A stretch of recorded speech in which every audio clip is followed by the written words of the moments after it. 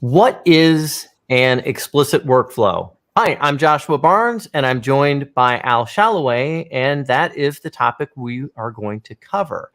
So I'll start off by putting out there an explicit agreement, right? And most teams, whether they know it or not, have an explicit agreement, right? Most teams have a definition of done. They have explicitly identified the criterion that they're going to need to agree has been accomplished before something is considered done, like a story.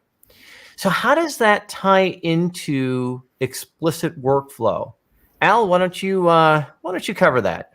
Yeah, this is actually a very important concept. And for me, I discovered its value when I was working with David Anderson on Lean Kanban University ways back. I'm not affiliated now, but we talked about having visibility of work and workflow and how important it was. And in 2009, when kind of Kanban kind of started surfacing as a big player, he and I both wrote what we considered to be the major differences, say, between Kanban and Scrum. And what surprised me is we each, without talking to each other, came up with the same difference. And everybody would think, oh, it's flow versus batch. It wasn't that. It was actually explicit workflow. It was having all the work visible, not just some pieces, not just like a definition of done or certain of the practices you do in Scrum. It basically says every piece of your work you should have talked and agreed to people about what it is. And that could include, well, here we do whatever we feel is right at the time. That's explicit. Explicit does not mean set. It does not mean detailed. It just means that we've discussed it and have agreed to it. And the reason this is so important is it's hard to get cooperation if you haven't specified what y'all mean by the work you're doing. And this, over the last 10, 15 years, I've seen Scrum move slowly toward this, adding things like definition of done and some other agreements. But it's really important that everything be that way. And it underscores a different philosophy about things. If you look at Scrum boards, you see that many of them do this is waiting to work, this is in process, this is done. But what's in process is you mark them specially with tasks. And the idea is because, well, everything's different, you can't figure out what to do. So everything has to be dealt with on a one-off basis. See, Kanban and Lean have a different idea. It's a question of how do we get flow? How do we manage our queues? How do we move from one person to the other when it's necessary? So what you want to do is make sure that you have an explicit agreement about what that means. What does it mean to get started? There's a lot of debate about definition of ready as a phase game. And my answer is not really. Definition of ready could simply be the product owner says it's ready to go. Definition of ready could be, well, when the team decides it's ready to go. It's just a statement of what different people are working with. And when you think about it, not having these for your entire workflow doesn't really make sense because it means people are working without this kind of understanding. I'll give one quick story that really illustrates this. I remember a client I was at years and years ago, and the product owner wasn't always available.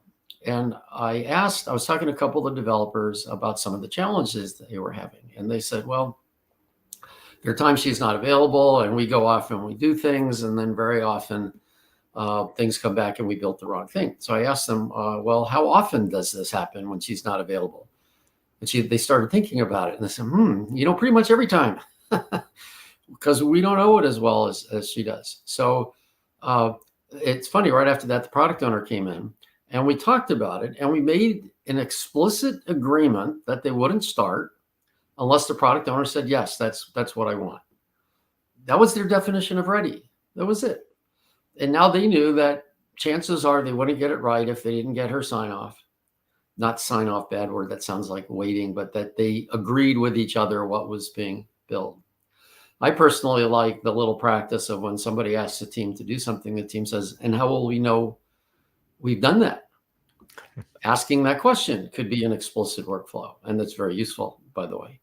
So explicit workflow does not mean heavy, does not mean it can't change. It just means that everybody's talked about the different pieces that are involved. And again, you always have the out, well, we don't really know what to do there, so we'll figure it out at the time. Great. Now we know that that's where we are. Right. And it provides a base for improvement. That's the other key thing. If people are just doing what they want at the time, it's hard to improve that. So that's basically why it's so important. Yeah. And so think about one last thought then. If doing this would increase certainty, better communication, have more of a shared understanding, and again, something as simple as just saying, yep, it's ready to go, would that hurt or help your team or the teams that you're working with? Yeah, to me, it's hard to see how it would hurt. And if it is, then ask, is there another way to make the agreements? Is there a way to lighten it up? It's not adding anything. It's just a description of what you're already doing. Right. One last point on that. Kanban board. Sometimes people say, oh, this Kanban board's got too much detail. I've got to follow the Kanban board. And the answer is no. The Kanban board should be a reflection of how the team has agreed to work together. It's just a reflection, which means it can change. If you ever find you're following anything, you're probably making a mistake.